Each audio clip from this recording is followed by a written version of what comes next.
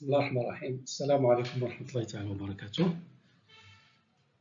Aujourd'hui, nous allons voir la structure d'un programme C++. Voici notre premier programme. Diase include input-output stream using namespace std. Bon, ce sont deux commandes préprocesseurs. Donc, dans un programme C++, on peut trouver des commandes des préprocesseurs qui ne sont pas des instructions de C++.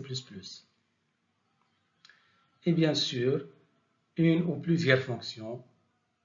Bon, ici, on voit la fonction main. Alors, regardons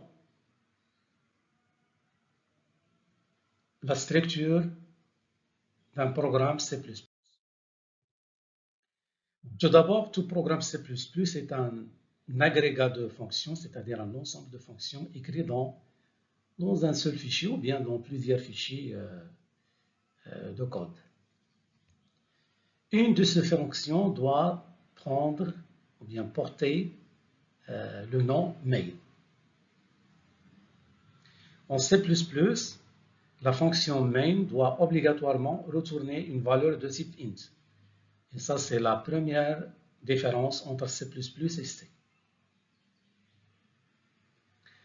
La fonction main est le point d'entrée du programme, comme dans un programme C. C'est-à-dire que l'exécution du code commence par les instructions de la fonction main, la fonction principale.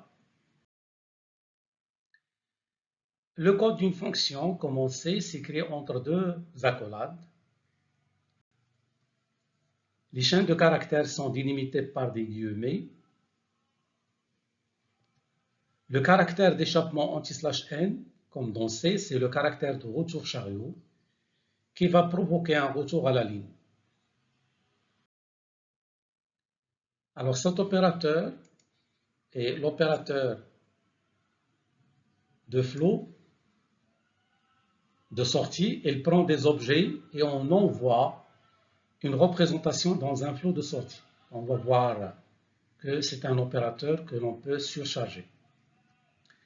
Cout, c'est un objet qui va désigner le flot de sortie et par défaut, le flot de sortie il est associé à la sortie standard, c'est-à-dire l'écran ou bien le console. Donc, par défaut, tout envoi à l'objet cout, il va apparaître à l'écran. Une fonction envoie sa valeur de retour au système d'exploitation par le biais de l'instruction return.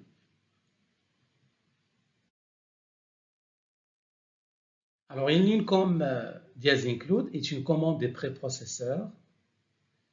Alors, ce dernier va effectuer des travaux annexes avant la compilation. Principalement l'inclusion de fichiers d'entête, comme ici, donc diase include input-output stream. Donc, il va prendre le code contenu dans ce fichier et va l'injecter dans le fichier, dans la place où on a mis diase include.